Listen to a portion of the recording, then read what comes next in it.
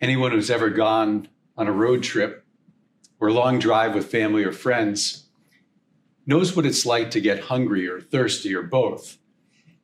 And you probably know what happens next. The question. The question is, what do you feel like?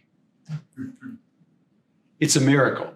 It is a miracle if there is a unanimous conclusion within 30 minutes of asking that question. Because most often, what happens is some in the group know exactly what they want, but they don't agree with the others.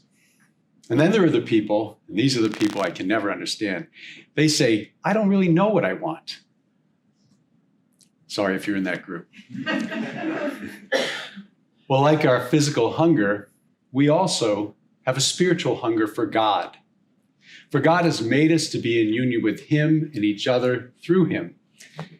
And at times, we are like that first group. We know that we hunger for God's consolation. And we know this when we're saddened by the loss of a loved one, when we're disappointed in how life is going, or countless other trying times in our lives.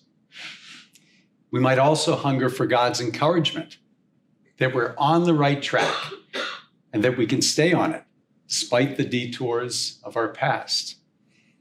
We certainly can hunger for God strengthening us to stand up for and to live the gospel way of life, even when it's unpopular.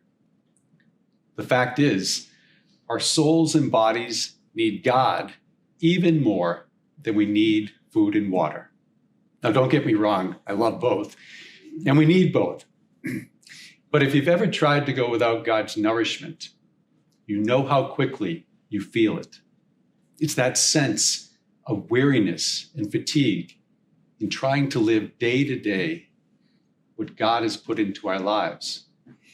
So yes, our bodies need to be fed and hydrated, but boy, do our souls need nourishment and hydration too.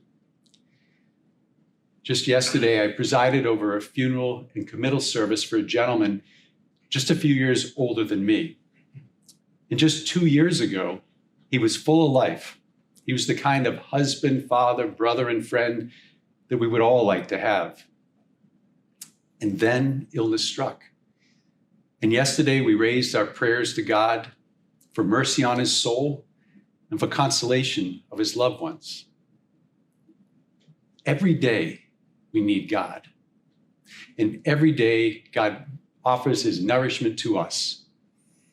It's in moments like yesterday, standing before this gentleman's wife and other family members and friends, that I'm reminded of how God builds us up daily for these hard moments.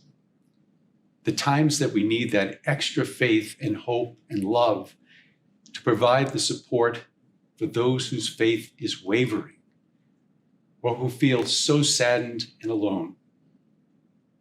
We can only share this belief in God if we are receiving what we need every day, because we're like those faithful in the Acts of the Apostles. We're subject to powerful forces that oppose God, the forces that are trying to drive us apart from Him and each other. However, like Philip and the others, we can thrive in doing the work of God if we're nourished by Jesus, the bread of life. When we receive Jesus in the Eucharist, we remember his promise that whoever eats my flesh and drinks my blood has eternal life. When we receive Jesus in Holy Communion, Jesus becomes part of us, transforming us from the inside out. And we are also nourished by adoring Jesus both after communion and at other times before the Blessed Sacrament. For it's in these times that we find what we hunger and thirst for in our lives. It's in these times that he pours out his love and mercy into our hearts, which allows us to serve Jesus in the people who most need his help. What a blessing. What a blessing that we're here together and those online in spiritual communion with Jesus, the bread of life, the very one who satisfies every hungry heart with his body and his blood.